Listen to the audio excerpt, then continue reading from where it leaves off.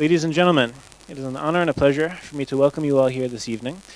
His Excellency, Ambassador Abdul Basit, His Excellency, the Honorable Sir James Bantrim, founding president of the Seychelles, colleagues from the Embassy of Pakistan, friends, master students, young leaders, participants. It is really an honor for me to introduce tonight's evening. As many of you may know, the Institute for Culture Diplomacy is quite interested in the field of human rights, in particular as to how it connects also to culture diplomacy. For a long time, culture diplomacy was just talking about the nice things, just talking about the easy things, whether it was jazz or design or art, etc. But at the Institute for Culture Diplomacy, we really feel the future of culture diplomacy is about building trust, about building understanding. And if we're serious about doing that, if we're serious about educating, enhancing, and sustaining relationships, we need to have open discussion. We need to have open debate about all of the issues. And in that sense, I think tonight's really a special opportunity, on the one hand, for us to discuss something very difficult, on the other hand, a chance for us to really, hopefully, engage, challenge each other, ask questions, and really bring to light some very important issues that I think are very, very crucial to understanding not only the relationships between India and Pakistan, but actually international history.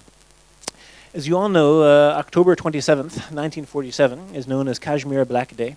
And now, in 2012, we would like to pay respect to this very important day in the history of the region. According to the partition of the India Plan, in 1947, princely states in the British India could opt for an accession to India, Pakistan, or continue with their independent status. Contrary to that, on October 27th, 1947, Indian forces entered into the predominantly Muslim state of Jammu and Kashmir against the wishes of the people of the state. The people of Kashmir revolted against the Indian occupation and marked the day as Black Day. Later, India took the dispute to the United Nations. The UNSC resolution of April 21st, 1948, one of the principal UN resolutions of Kashmir, stated that both India and Pakistan desire that the question of the accession of Jammu and Kashmir to India or Pakistan should be decided through the democratic method of a free and impartial plebiscite.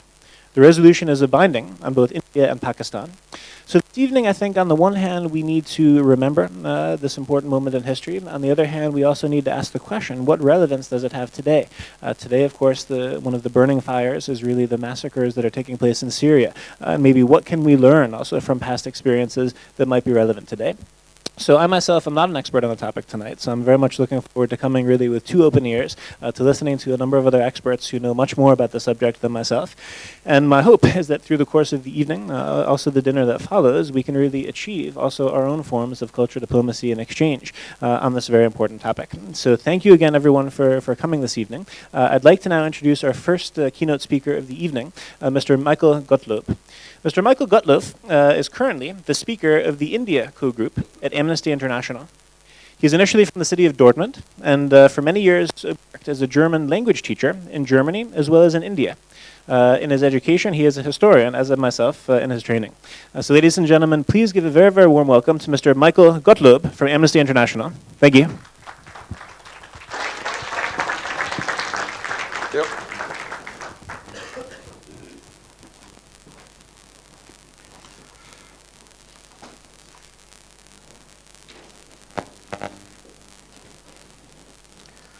Dear Mr. Ambassador, dear Mr. Dornfried, Amnesty International has a long history of research and campaigning for Kashmir. It goes back to the 1970s when reports were published about the use of torture against political prisoners. And later in the 1990s, Amnesty condemned political killings and disappearances in Jammu and Kashmir. And the situation of human rights defenders in particular was always of great concern for us. I only mention the case of lawyer Khalil Andrabi, who was killed in 1996. 16 years after his murder, a major in the Territorial Army who is accused of this crime has been arrested in the USA. India is yet to act on a court order to seek the extradition for trial. In recent times, Amnesty International has campaigned for the repeal of two draconian laws which are among the main root causes of human rights abuse in Jammu and Kashmir. One is the Armed Forces Special Powers Act. Introduced in the Northeast in Manipur and some other states in 1958. It was extended to Kashmir in 1990. This law grants security forces wide-ranging powers, including the power to shoot, to kill in situations that go far beyond self-defense and the strict limits of international standards. It also provides immunity for security forces who commit violations under the Act. We have consistently called for the repeal of the AFSPA, Armed Forces Special Powers Act. The other draconian law is the Kashmir Public Safety Act, introduced in 1978. In a detailed report published in February 2011, Amnesty has dealt with the practice of administration detention in the state of Jammu and Kashmir. The title of the report, A Lawless Law, refers to an assessment of the Supreme Court of India,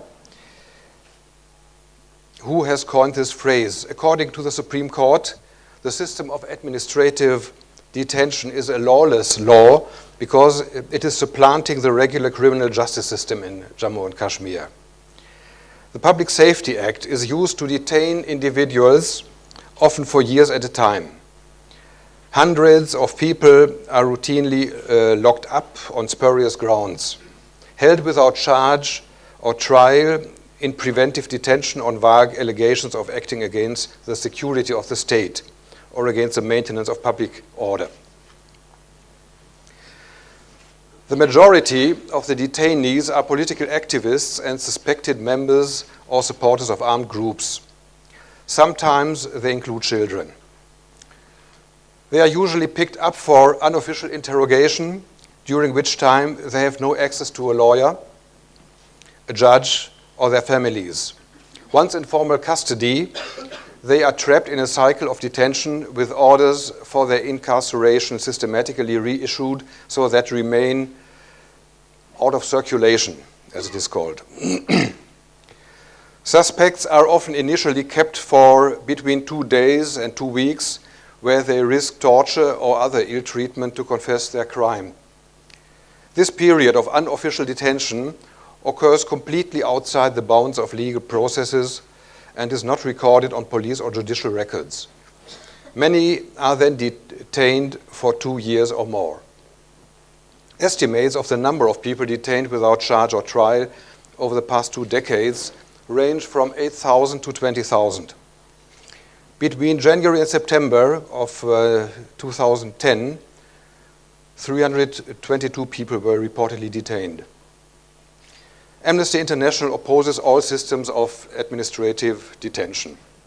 It is unacceptable for any government to circumvent the established legal system or to punish people suspected of committing offenses without ever charging or trying them. Amnesty takes no position on the guilt of or innocence of those detained. We only insist that everyone must be able to enjoy the full range of human rights, as well as national law. Of course, one may ask, aren't detentions necessary to ensure peace and security? Amnesty acknowledges the right, indeed the duty, of the state to defend and protect its population from violence. However, this must be done while respecting the human rights of all concerned. Sadly, governments all over the world violate human rights in the name of national security, and Jammu and Kashmir is no exception. In April 2012, amendments to the Public Safety Act have been introduced by the government of Jammu and Kashmir. These are to be seen as a welcome step, insofar as they provide that persons below the age of 18 should not be detained under the PSA. However, state authorities have detained children by falsely registering their ages as above 18, and this practice may not be eradicated by the amendments alone. The amendments are insufficient, and our research shows that human rights continue to be violated. Our recommendations to the government of Jammu and Kashmir and the Indian government are: repeal the Public Safety Act and end the system of administrative detention. End arbitrary detentions and introduce safeguards ensuring that all those detained are charged promptly or released. carry out an independent, impartial, and comprehensive investigation into allegations of abuses against detainees and their families, including allegations of torture and other ill treatment, make its finding public, and hold those responsible to account. In conclusion, let me make a brief remark on principle.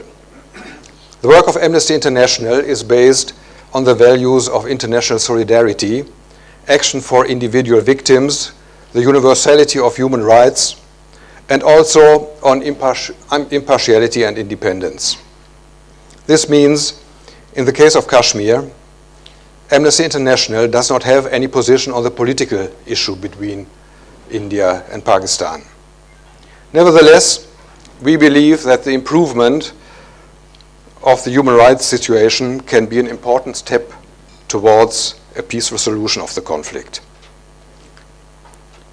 And let me end with my best wishes to all of you for the Feast of the Sacrifice. Eid ul-Adha Mubarak. Thank you.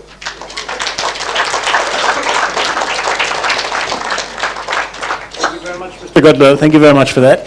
Helpful to get also the framework of the situation itself. What we'd like to do now, if my colleagues could help, is show a brief documentary. It's about 10 minutes. I think William, is Katie there? I'm not sure who set up the documentary, but if we could have someone assist us with that, that would be great, and we can get some insights. Maybe Darnell, you could always give us a hand too.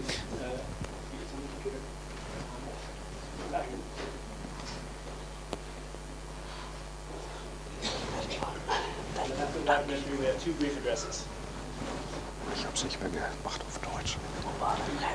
And just so you know, the plan for the evening, we have the documentary, about 10 minutes. Then there'll be an address from Mr. Sadiq Kiani, chairman of the Kashmir Free Organization. And then we have an address from His Excellency Ambassador Abdul Basit, the ambassador of Pakistan to Germany. Following that, of course, very important is the dinner, where the informal cultural diplomacy will take place. That's scheduled to begin between 8 and 8:15. So, I don't know if you could just turn off the lids.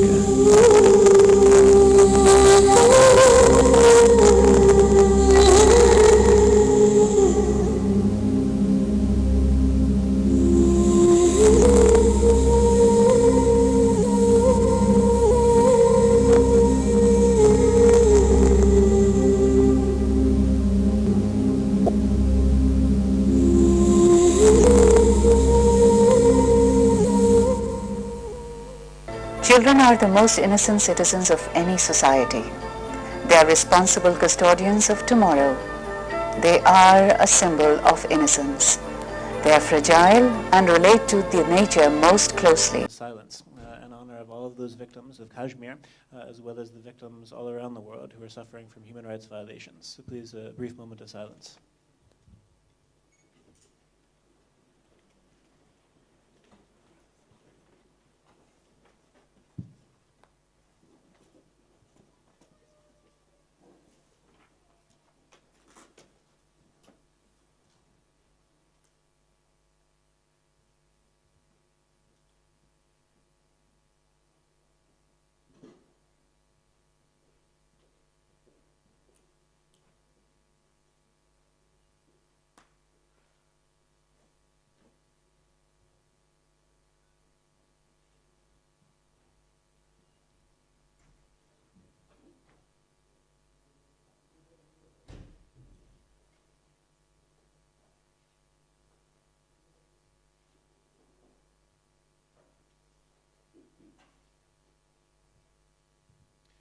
Thank you very much. Thank you.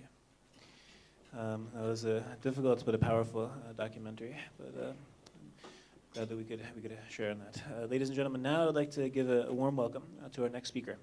He is currently the president of the Kashmir Free Organization, initially himself from Kashmir, Pakistan, but now living in Berlin. His initial studies were actually in genetics, and he then moved later in life more to the field of human rights. Ladies and gentlemen, I'd ask you to please join me in a very, very warm welcome for Mr. Sadiq Kiani. Thank you. Ladies and gentlemen, Honorable Ambassador of Pakistan, sehr geehrte Damen und Herren, Ma'aziz Hazreen, Assalamu alaikum wa rahmatullahi wa barakatuh. Mein Thema ist Menschenrecht, Verletzungen in indischer Besitzanteil von Kashmir. Wenn wir uns auf der Weltkarte Kashmir anschauen, sehen wir, dass Kashmir inmitten Asien liegt. Der größte Teil grenzt an Pakistan, China und Indien. Kashmir hat eine Fläche von ca. 113.000 Quadratkilometer. Kashmir wurde in zwei Teile gespalten. Der größere Teil mit einer Fläche von etwa 101.000 Quadratkilometer ist von Indien Besitz.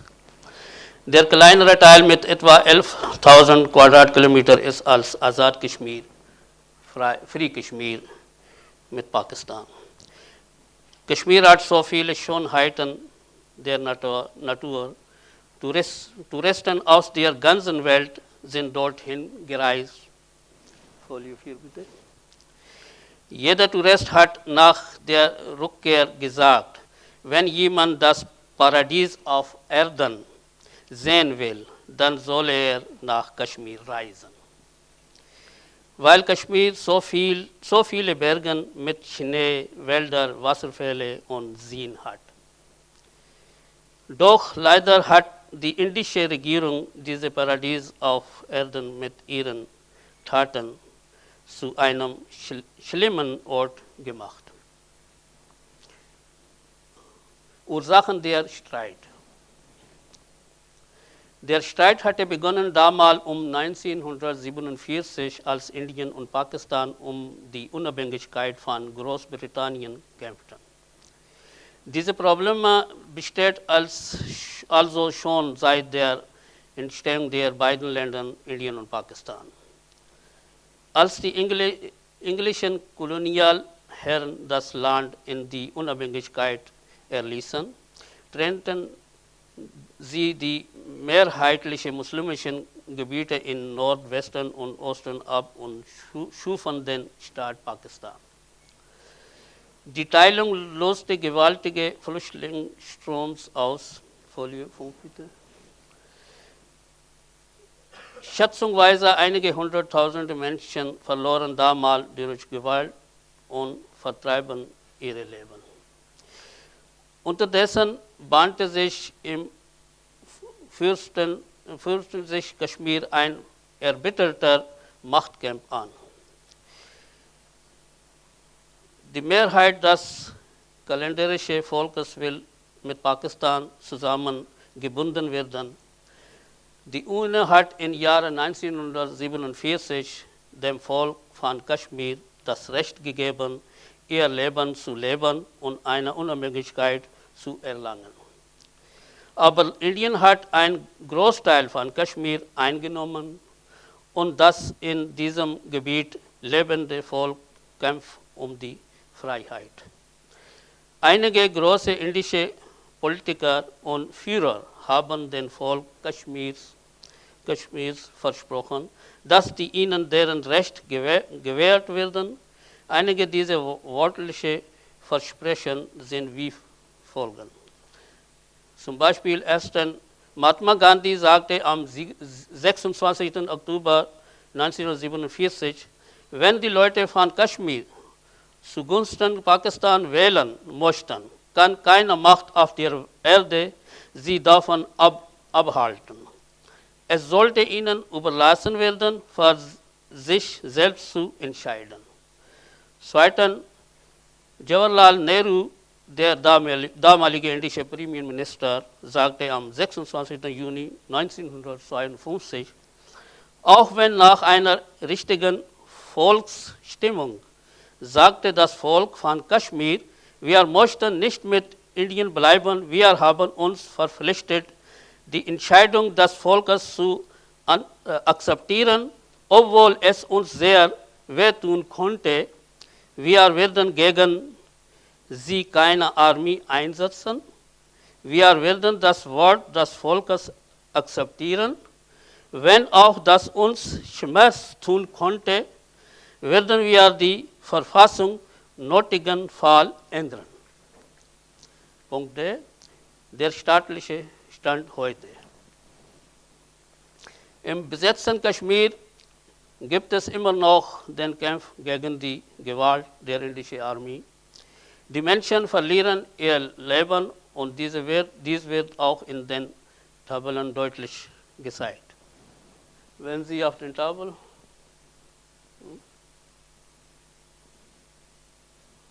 ja, Zahl der Toten 93.757.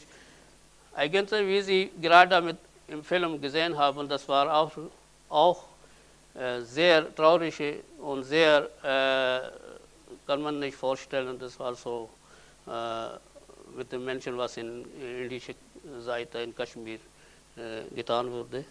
Und die Zahl von zum Beispiel letzte zwei Zahl sind sehr Zahl der Verschwendungen, die 2156 und Massengräber von Menschen aus 55 Dörfern sind 2940. Das ist die traurige Bilanz des Kashmir-Konflikts, der nun schon über ein halbes Jahrhundert andauert. Punkt E. Kampf für die Freiheit, Menschenrechte. Die Entscheidung für das Problem in Kashmir ist nicht klar und liegt immer noch bei der UNO. Indien hat nie auf den UNO gehört. Auch die Bilder zeigen, wie schlimm es ist, unter der Gewalt der indischen Armee zu leben. Und das sind zusätzliche Bilder, was Sie an den Tafeln schauen können. Folie 7. Nach diesen Bildern können Sie sich fragen, wie das demokratische Land Indien mit Kashmir umgeht. Nicht nur das, es gibt noch viele schlimmere Geschenke, was indische Regierung an Kashmiri Volk gegeben hatte, zum Beispiel häufige Blutbäder, ständiges Erschrecken, Hunger und Elend, seelische und physische Krankheiten. Punkt F. Flüchtlinge-Lager in Muzaffarabad, Azad Kashmir. Azad Kashmir heißt frei Kashmir in Pakistan.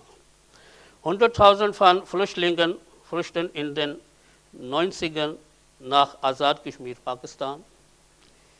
Ich selbst als Vorsitzender von Free Kashmir Organisation e.V. war im Juni dieses Jahr in Muzaffarabad, Azad Kashmir gewesen. Ich habe mir die Zeltlager von Flüchtlingen vor Ort angeschaut. Mir wurde von vielen berichtet, dass sie vor der indischen Armee und nach Muzaffarabad, Azad Kashmir geflüchtet sind und immer noch darauf warten, dass die Grausamkeiten der Armee im besetzten Teil von Kashmir aufhören, damit sie wieder zurück in ihr Land können. Sie haben berichtet, dass ihre Kinder dort aufwachsen und trotz der Unterstützung von Pakistan sind sie sehr besorgt über die Zukunft der Kinder. Auch unsere Vereins Free Kashmir Organisation e.V. hat vor Ort dabei geholfen und hilft immer noch, eine Schule auszubauen.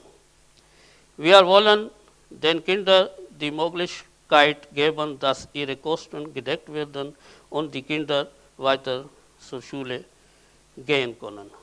Und wir haben auch ein Projekt namens Parvarish gestartet und wir haben bis jetzt fast 15 Kinder, denen wir jeden Monat Schule, für die Kosten für die Bücher und die anderen Sachen Geld finanzieren. Und wir haben mehrere Anträge, bis jetzt haben wir über ca. 300 Anträge von diesem Geld, auch von indischer Seite, wir haben bekommen. Punkt. Next, 27. Am 27. Oktober 1947 betraten ca. 700.000 indische Streitkräfte den Staat Jammu und Kashmir gegen die Willen der dortigen Bevölkerung. So viele Soldaten für ein so kleines Volk gibt es nirgendwo anders auf der Welt. In der ganzen Welt wird jedes Jahr am 5. Februar für das Volk von Kashmir, welches für Freiheit kämpft, dieser Tag des Zusammenhaltes gefeiert. Ich wünsche mir, dass die Weltöffentlichkeit sieht, dass es beim Kashmir-Konflikt nicht nur um einen indisch-pakistanischen Konflikt geht, sondern um den Unabhängigkeitskampf und das Überleben eines Volkes, das seine eigene Unabhängigkeit-Identität hat und das Recht hat, über seine Zukunft selbst zu entscheiden. Ich wünsche mir, dass die Welt begreift, was mit dem Volk in Kashmir geschieht und welche Verbrechen Indien an ihm begeht. Ich bedanke mich für Ihre Aufmerksamkeit und wünsche Ihnen alles Gute. Und für die muslimische Morgen ist Eid Mubarak. Assalamu alaikum wa rahmatullahi wa barakatuh.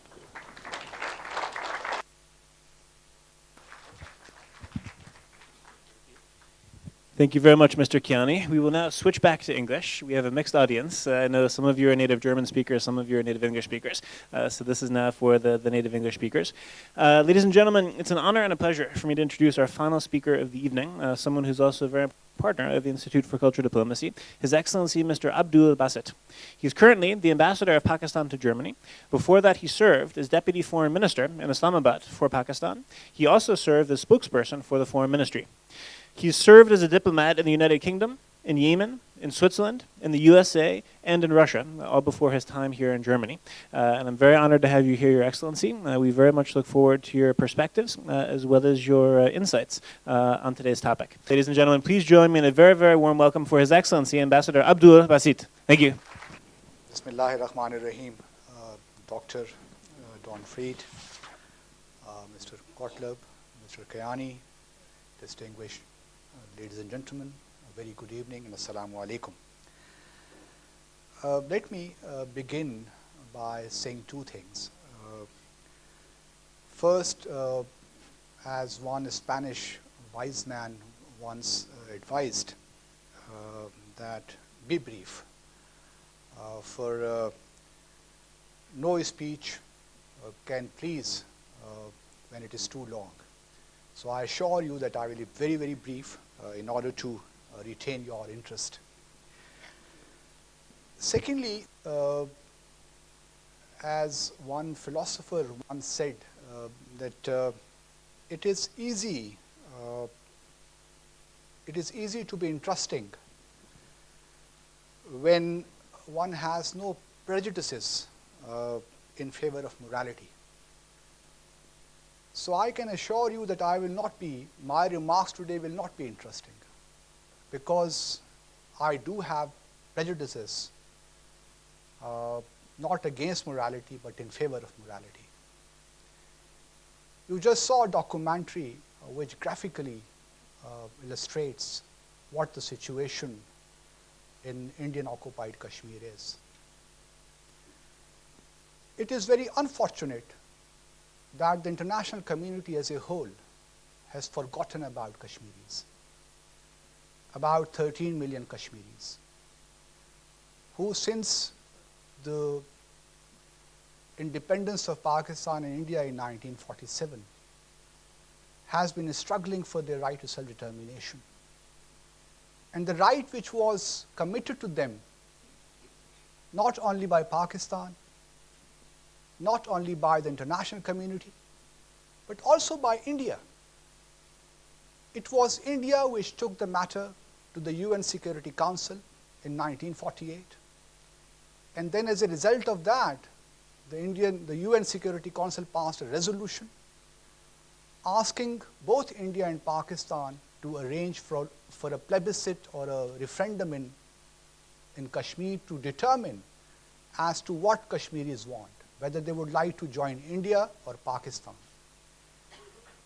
And India agreed to that resolution. But subsequently, India reneged from its commitment.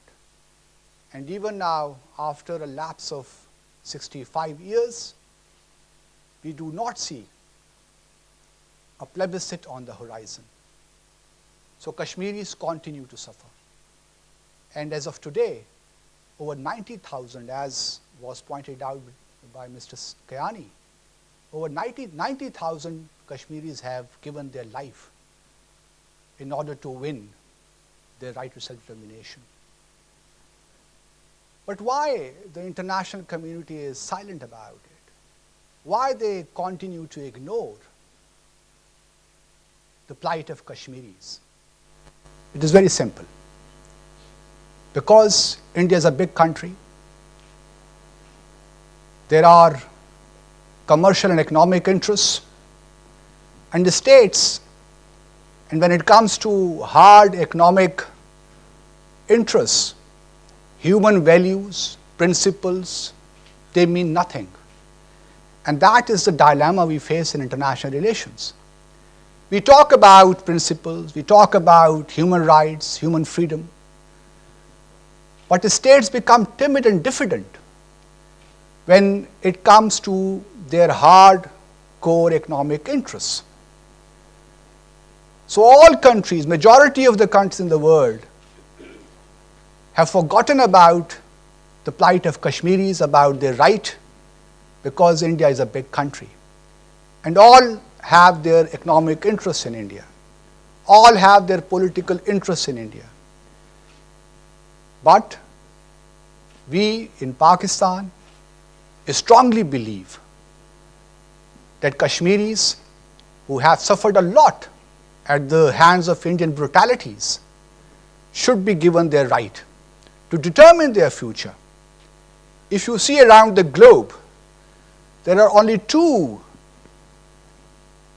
political disputes which continue to create instability around the world. One is obviously Palestine, and that continues to be a cause of instability in the Middle East. The other is the Jammu and Kashmir dispute between Pakistan and India, which continues to bedevil relations between Pakistan and India. And not only that, over 1.5 billion people in South Asia are suffering because of this dispute. Because this dispute does not allow India and Pakistan to have a normal relationship. And I can tell you that South Asia is the only region in the world which has not been able to benefit from the process of globalization. It is the least integrated economically, least integrated region in the world. You see around the world, ASEAN, European Union, you go to Latin America, you see regional cooperation, regional economic integration. But in South Asia, unfortunately, there is no such thing, because the Jammu and Kashmir dispute continues to elude economic integration, economic prosperity, and that is the reason why, despite all the fanfare about rising India, in India is still 400 million people live below the poverty line. And so is the case in Pakistan. We are also suffering because of poverty, illiteracy, disease and everything, because most of our budget revenue goes into our defense. And we can't be oblivious to our security requirements from India, because we have suffered in the past. So things are rather very discouraging in South Asia, and we sincerely hope that India will show flexibility in its attitude. It's a big country, and we acknowledge that. But when you are a big country, it is warranted that you also show more magnanimity, more generosity. And we strongly believe that South Asia will not witness a viable, durable peace unless the Kashmir dispute is resolved. And it goes without saying that, as was once said by Churchill, that the soul of freedom is deathless. The soul of freedom is deathless. It cannot and will not perish. So we are very confident that the people of Kashmir, Jammu and Kashmir, will continue giving sacrifices in order to win their right to self-determination. No power on earth can suppress them for all times to come. Sooner or later, they will exercise their right to self-determination. However difficult this proposition may seem at present, but we are very confident that people eventually win their freedom, whatever may come. It's just a matter of time. India will have to give that right to Kashmiris sooner or later. There is no question about that. But I'm very glad that today you have all gathered here to mark that Black Day when Indian forces entered into Jammu and Kashmir, and since then it continues to occupy that land. So thank you very much for your presence here, for your patient listening to us very patiently, and thank you, Mark, for providing us this opportunity, because your institute is now establishing its reputation as an organization which is very sensitive to these issues, especially in the context of human rights. And we are very glad that you have been able to organize this event, and thank you very much. And this will go a long way because people, individuals, countries, organizations who support these values, these universal values, establish their roots in solid foundations. So we are very glad that you have been able to organize this evening to observe that Black Day. So we look forward to continuing this cooperation between the Pakistan Embassy and your institute. So thank you very much once again. As I promised, I hope I wasn't that long. Thank you very much. Very kind.